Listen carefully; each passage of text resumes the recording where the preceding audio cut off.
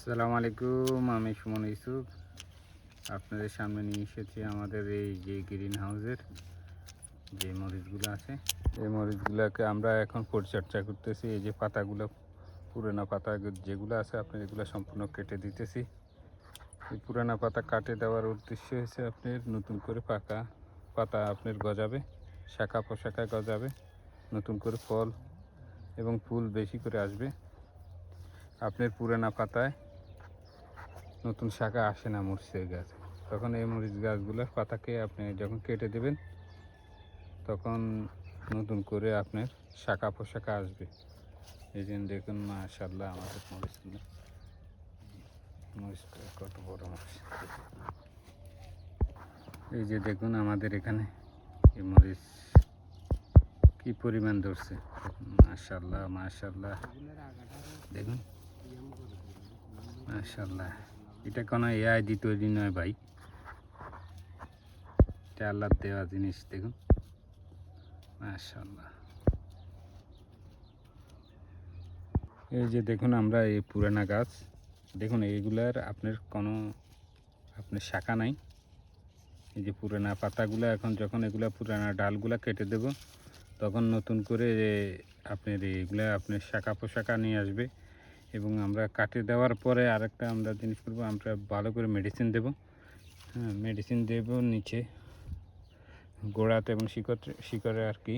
যে যখন আপনার মেডিসিন দেওয়া হবে তখন এগুলো আপনার অনেক শাখা পোশাখা নিয়ে আসবে। এই যে দেখুন, এই যে দেখুন এখানে আমরা রশিও বাঁধে দিয়েছি যেন এদিকে এদিকে আমাদের মরিচের অনেকখানি মরিচের বারে দেখা যাচ্ছে আপনার গাছগুলো ভেঙে যায়।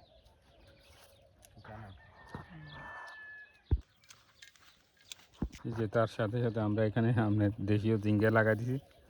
এই যে দেখুন মাশাআল্লাহ, মরিচের ভিতরে আপনার ঝিঙ্গা লাগাইছি, আমাদের দেশীয় ঝিঙ্গা।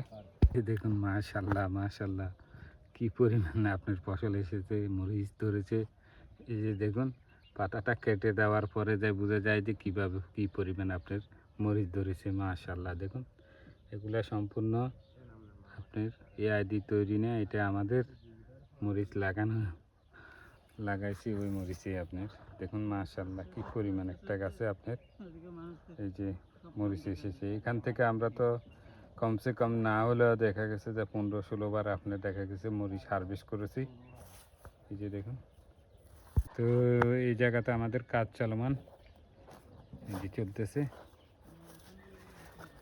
আসলে অনেক কথা আমার ভুল ভ্রান্তি হয়, আপনারা ক্ষমার দৃষ্টিকে দেখবেন।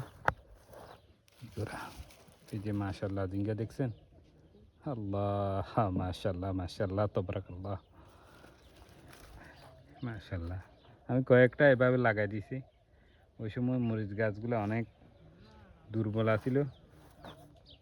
আমি তো এই মরিচ গাছগুলোর আশায় ছেড়ে দিয়েছি, পরবর্তীতে না বলতেছি যে আমার এখানে অনেক বীজ এবং সার অনেক কিছু প্রয়োগ করছি, এভাবে তো ছেড়ে দিলে হবে না। তখন ভালো করে আবার ওষুধ সেচ করে দেওয়ার পরে এর মরিচ গাছগুলো পরিপূর্ণভাবে একদম বলিষ্ঠ হয়ে উঠেছে। মাশাআল্লাহ দেখুন এই যে ঝিঙ্গা, মাশাআল্লাহ। আসলে চেষ্টা, সব কিছু চেষ্টার ভিতরে সব কিছু। ওকে, ভিডিওটা বড় হয়ে যেতেছে, সবাই ভালো থাকুন সুস্থ থাকুন, আজকের মতো এখানে বিদায় নিতেছি।